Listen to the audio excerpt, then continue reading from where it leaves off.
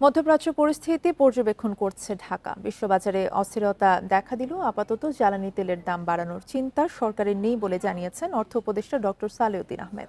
দুপুরে সচিবালয়ে বৈঠক শেষে সাংবাদিকদের প্রশ্নের জবাবে এই কথা জানান তিনি।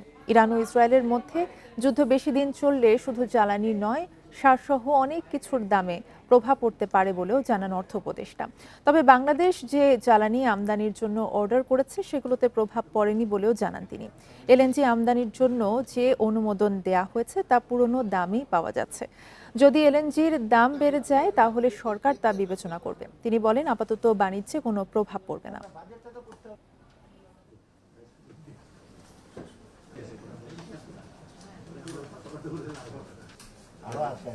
তো ইরাকের যুদ্ধে আমরা একটা অবজার্ভ করছি, আমরা দেখছি ইমিডিয়েটলি কিছুটা বেড়েছে, বাট এখন আমাদের যেগুলো আমরা অলরেডি অর্ডার প্লেস করেছি ওটা এফেক্ট করে না। আমরা অবজার্ভ করছি এই যে গ্যাস প্রাইস বা এলএনজি প্রাইস যদি বেড়ে যায় এটা উইল টেক কেয়ার হবে। আজকে যেটা দিলাম ওটা ওল্ড প্রাইসে ওরা কোট করেছে, ভাগ্য ভালো তো ওই প্রাইসে আমরা পাবো। এবারে অন্যান্য প্রসঙ্গ।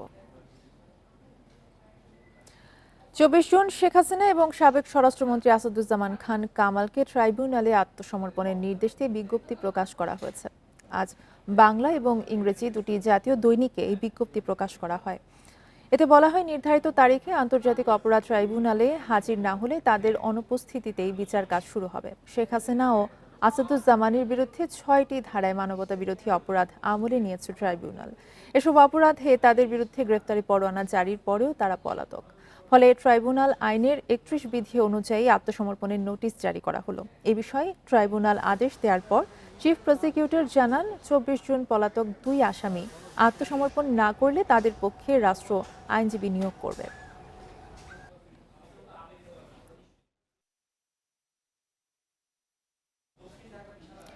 জুলাই অভ্যুত্থানে মানবতা বিরোধী অপরাধের বিচারের জন্য আন্তর্জাতিক অপরাধ ট্রাইব্যুনাল 2 এর আনুষ্ঠানিক কার্যক্রম শুরু হয়েছে। ন্যায় বিচার প্রতিষ্ঠায় কোনো হুমকি পরোয়া না করার কথা বলেছেন ট্রাইব্যুনাল 2 এর চেয়ারম্যান বিচারপতি নজরুল ইসলাম চৌধুরী। সকালে ট্রাইব্যুনাল 2 এর বিচারপতিদের সম্বর্ধনা শেষে এই কথা জানান চিফ প্রসিকিউটর তাজুল ইসলাম। এ সময় অ্যাটর্নি জেনারেল মোহাম্মদ আসাদুজ্জামান বলেন, ন্যায় বিচার প্রতিষ্ঠায় দৃঢ় প্রতিজ্ঞ তারা। বাংলাদেশে কেউ যেন দিনের ভোট রাতে করার চেষ্টা না করে, সেজন্য সব অপরাধীর বিচার নিশ্চিত করা প্রয়োজন। আর চিফ প্রসিকিউটর তাজুল ইসলাম জানান, জুলাই অভ্যুত্থানে মানবতা বিরোধী অপরাধের অনেক মামলা, এসব বিচার এগিয়ে নিতেই দ্বিতীয় ট্রাইব্যুনালের যাত্রা শুরু হলো। ট্রাইব্যুনাল 1 থেকে কিছু মামলা ট্রাইব্যুনাল 2 এ স্থানান্তর করা হবে। তবে শেখ হাসিনার মূল মামলার বিচার প্রথম ট্রাইব্যুনালেই হবে বলে জানান তাজুল। বাংলাদেশের ইতিহাসে আর যাতে কেউ ক্ষমতায় টিকে থাকার জন্য দিনের ভোট রাতে করতে সাহস না করে, সে যেই হোক, সেই পথ, সেই আলোর পথ দেখানোর জন্য হলেও আন্তর্জাতিক মানদণ্ডে এই ন্যায় বিচার প্রতিষ্ঠা করা প্রয়োজন। তারা ভীত নন, তারা ন্যায় বিচার প্রতিষ্ঠা করতে দৃঢ় প্রতিজ্ঞ। কোনো রকমের সন্ত্রাস তৈরি করে অথবা ভয়ভীতি দেখিয়ে এই ন্যায় বিচারকে বন্ধ করা যাবে না। তারা কেবলমাত্র আইন এবং আল্লাহ তাআলার প্রতি আস্থাশীল, সুতরাং তাদেরকে এই রাস্তার থেকে ভয়ভীতি দিকে কখনোই সরানো যাবে না, সেই অঙ্গীকার তারা ব্যক্ত করেছেন। এ বিষয়ে আরো জানাতে সুপ্রিম কোর্ট থেকে আমাদের সাথে যুক্ত আছেন সহকর্মী জাহিদুল বাশার। জাহিদুল বাশার, আন্তর্জাতিক অপরাধ ট্রাইব্যুনাল 2 এর যাত্রা, আনুষ্ঠানিক যাত্রা শুরু হয়েছে এবং যেমনটি জানানো হয়েছে যে ট্রাইব্যুনাল 1 থেকে কিছু মামলা 2 এ স্থানান্তরও করা হবে। আপনি আছেন সুপ্রিম কোর্টে, বিস্তারিত কি তথ্য রয়েছে জানাবেন আমাদের।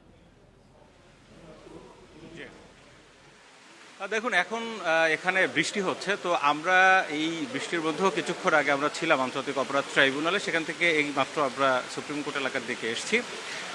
এখানে সকাল থেকে আজকে মূলত সুপ্রিম কোর্টের একটি রেওয়াজ আছে, সেটি হচ্ছে যে নতুন যখন কোনো বিচারপতি নিয়োগ করা হয় বা কোনো বেঞ্চে বসেন, আপিল বিভাগও এটি রয়েছে, তাদেরকে সংবর্ধনা দেওয়া হয়। তো সেই রেওয়াজ অনুযায়ী আন্তর্জাতিক অপরাধ ট্রাইব্যুনাল 2, যেটি গত মে মাসে এটির নিয়োগ সম্পন্ন করা হয় এবং বলতে গেলে যেমনটা বলছিলেন যে আজকে কিন্তু আনুষ্ঠানিক যাত্রা শুরু হয়ে গেল, তো সেই বিচারপতিদের আজকে সংবর্ধনা দেওয়া হয়েছে। সেখানে যে প্রসিকিউশনের পুরো টিম ছিল, চিফ প্রসিকিউটর সহ, এবং অ্যাটর্নি জেনারেল গিয়েছিলেন এদিক থেকে।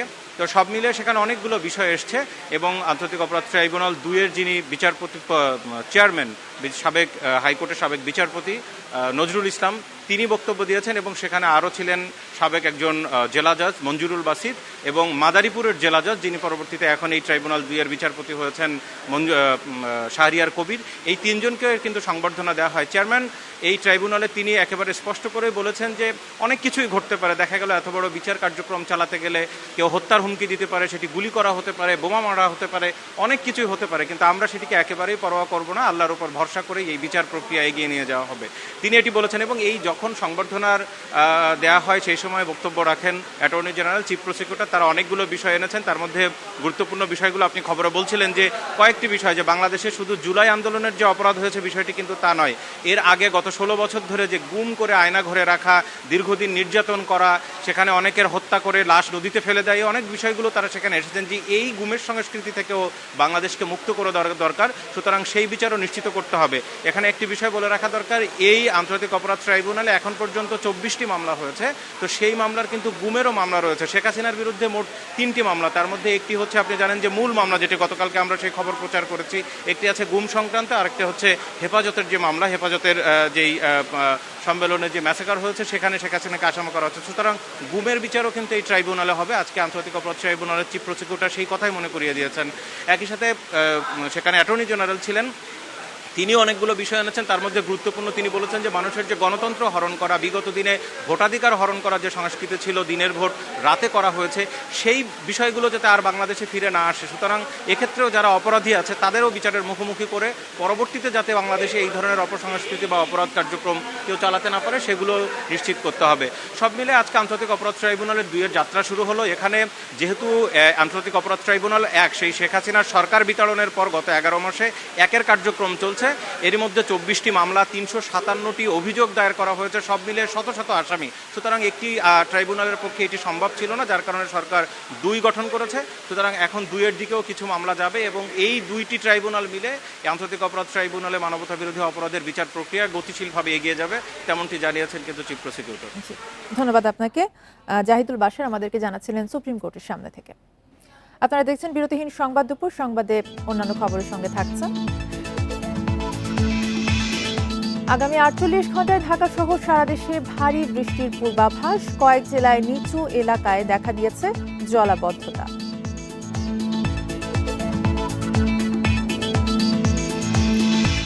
চট্টগ্রামে সাংবাদিক পরিচয়ে গেস্ট হাউসে তল্লাশি চালানো হান্নান রহিম গ্রেপ্তার। চাঁদাবাজির অভিযোগে মামলা।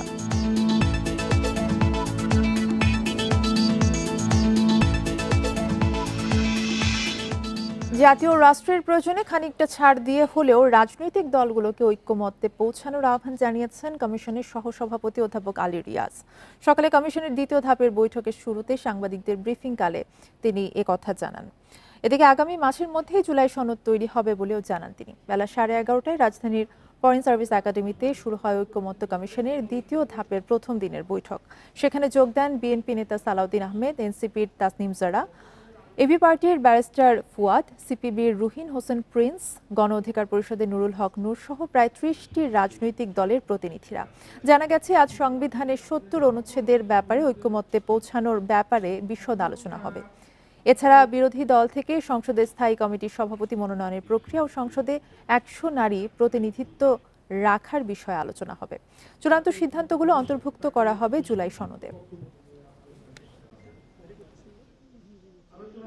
সব বিষয়ে হয়তো আমরা একমত হব না, কিন্তু তারপরেও আমাদের লক্ষ্য হচ্ছে জাতি এবং রাষ্ট্রের স্বার্থে যেন আমরা খানিকটা হলেও ছাড় দিয়ে এক জায়গায় আসতে পারি। গত 2 মাসের আলোচনায়, অর্থাৎ প্রাথমিক পর্যায়ের আলোচনায় কিছু কিছু বিষয় এসছে, তাতে করে কিছু কিছু অন্যান্য প্রস্তাব এসছে। সেই প্রস্তাবগুলো আমরা সন্নিবেশিত করেছি, সেগুলো যাতে আমরা আলোচনা করতে পারি। জাতীয় ঐক্যমত্য কমিশনের রাজনৈতিক দলগুলোর বৈঠক শেষে সাংবাদিকদের সাথে কথা বলছেন বিভিন্ন দলের নেতারা। সরাসরি চলে যাচ্ছে সেখানে। শুধুমাত্র সকল রাজনৈতিক দলের চেষ্টায় হয় নাই, এর বাহিরে সকল পেশাজীবী সংগঠন, সকল পেশাজীবী এবং জনতার একটা বড় অংশগ্রহণ ছিল, যাদের আসলে কোনো প্রতিনিধি নাই। একই সাথে এখানে ছাত্রদের একটা বড় অংশগ্রহণ ছিল। ফলশ্রুতিতে আমরা মনে করি শুধু এখানে যাদেরকে ডাকা হয়েছে এরাই সারা বাংলাদেশের সকল জনগণের 100% ম্যান্ডেট নিয়ে আসতে পারে না। কারণ শুধুমাত্র রাজনৈতিক দলগুলোই যদি সকল জনগণের ম্যান্ডেট নিয়ে আসতে পারতো, তাহলে আপনারা দেখেছেন যে অভ্যুত্থানের পূর্বে কিন্তু 64 দল, 56 দল কিংবা 54 দল মিলে কিন্তু নির্বাচনের পূর্বে আন্দোলন করা হয়েছে। তখন কিন্তু সরকার পতন কিংবা কোনো ধরনের গণপ্রতিরোধ করা তোলা হয় না। ফলে আমরা মনে করি এই গণ অভ্যুত্থানে গুরুত্বপূর্ণ 3টা স্টেক হোল্ডার। একটা হচ্ছে সকল রাজনৈতিক দল মিলে একটা স্টেক হোল্ডার, জনতার একটা স্টেক হোল্ডার, এবং সকল শিক্ষার্থীরা, তরুণরা একটা স্টেক হোল্ডার। সেই জায়গা থেকে রাজনৈতিক দল ডেকে তার মধ্যে আবার কিছু রাজনৈতিক দলকে ডাকা হয়েছে, কিছু আবার ডাকা হয় না। কোন পদ্ধতিতে ডাকা হয়েছে সে বিষয়গুলো সুস্পষ্ট করার জন্য বলেছি। ফলে আজকে আমাদের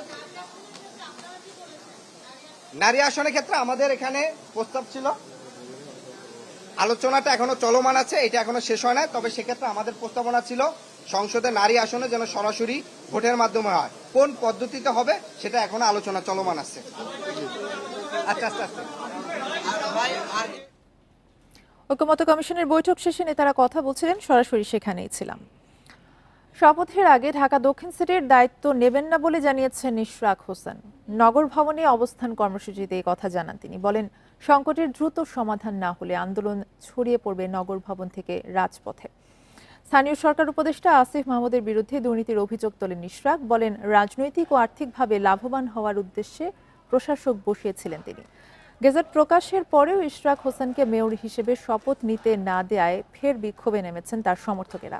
তাদের অভিযোগ, নির্বাচিত একজন মেয়রের শপথে সরকার ইচ্ছাকৃতভাবে বাধা সৃষ্টি করছে। তারা দ্রুত ইশরাক হোসেনকে শপথ নেওয়ার মাধ্যমে মেয়র হিসেবে দায়িত্ব নেওয়ার সুযোগ দেওয়ার দাবি জানান এবং একই সঙ্গে স্থানীয় সরকার উপদেষ্টা আসিফ মাহমুদের পদত্যাগও দাবি করেন।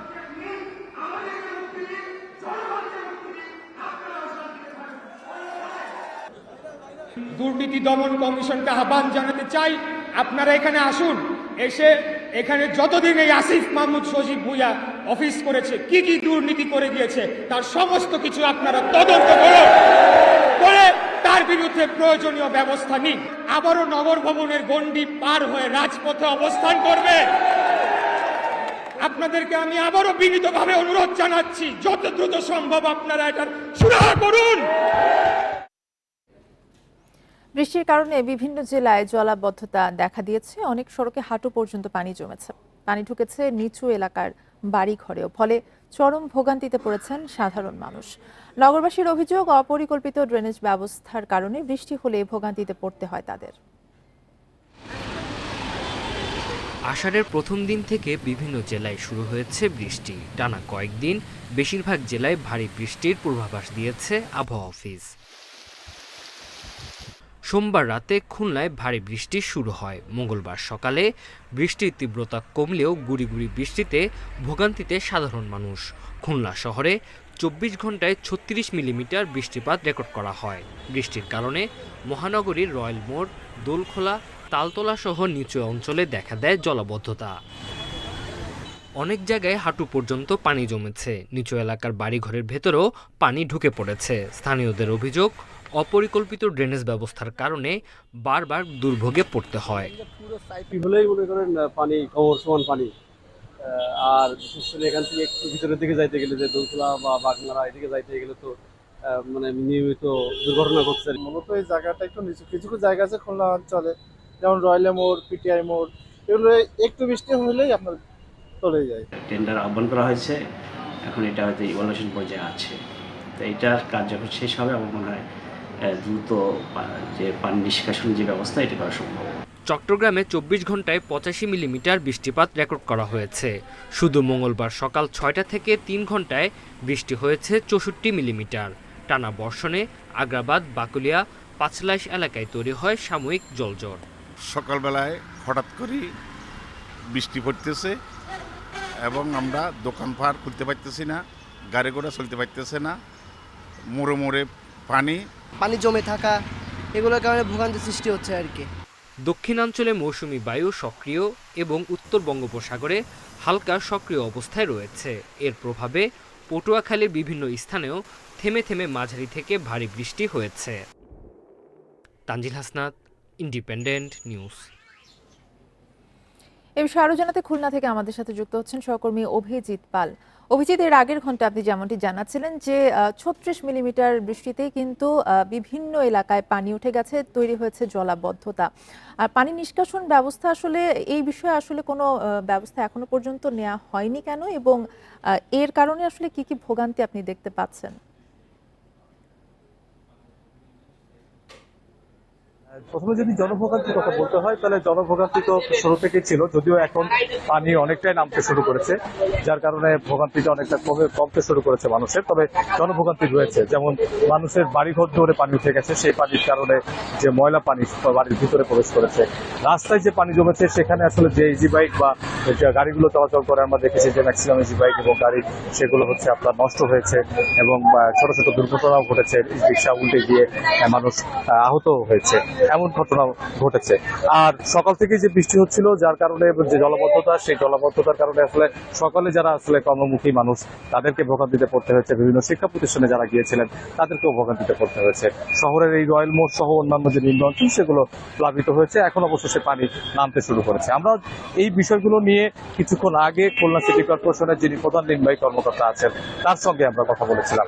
তিনি আমাদেরকে যদি বলছেন যে দুইটা কারণে আসলে এই জলাবদ্ধতার ভোগান্তিটা বেশি হচ্ছে। একটি কারণ হচ্ছে যে খুলনা সিটি কর্পোরেশনের একটি ড্রেনেজ প্রকল্প এখন পর্যন্ত চলমান রয়েছে, বিভিন্ন জায়গায় আসলে ড্রেনগুলো সংস্কারের কাজ চলছে।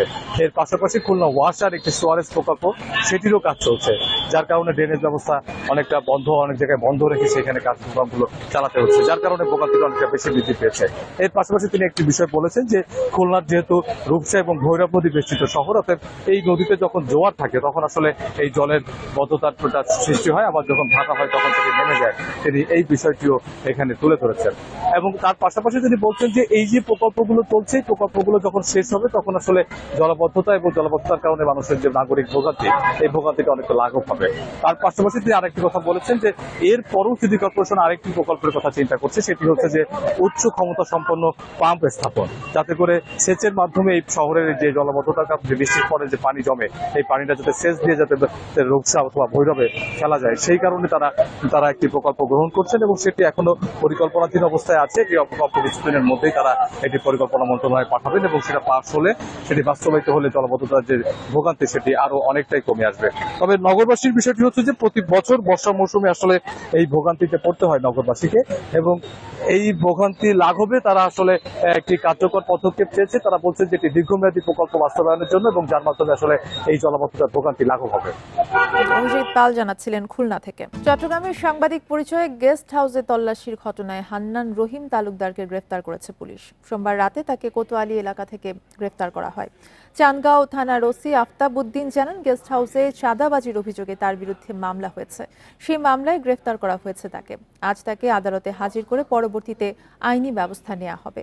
এর আগে শনিবার নগরীর বহদ্দরহাট এলাকায় একটি গেস্ট হাউসে সাংবাদিক পরিচয়ে কক্ষে তল্লাশি চালান হান্নান। এ সময় অতিথিদের বিভিন্ন ব্যক্তিগত প্রশ্ন করেন তিনি, যার ভিডিও সামাজিক যোগাযোগ মাধ্যমে প্রচার হলে ব্যাপক সমালোচনা হয়। এ ছিল এখনকার সংবাদে। ইন্ডিপেন্ডেন্ট টেলিভিশনের সব খবর জানতে চোখ রাখুন ফেসবুক, ইউটিউব এবং এক্সে। ধন্যবাদ।